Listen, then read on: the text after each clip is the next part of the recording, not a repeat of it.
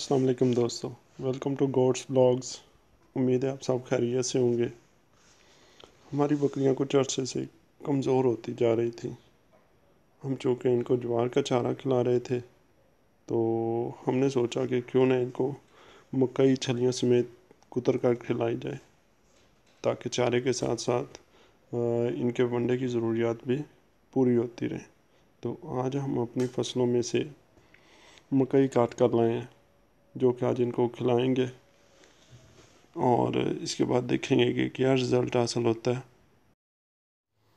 दोस्तों, मकई छलियों समेत हम लेके आ गए हैं और इसके दाने अभी जो है ना वो काफ़ी कच्चे हैं, मगर हम ये इनको खिलाएंगे और देखेंगे कि ये चारा बकरियों पर क्या असरात दिखाता है।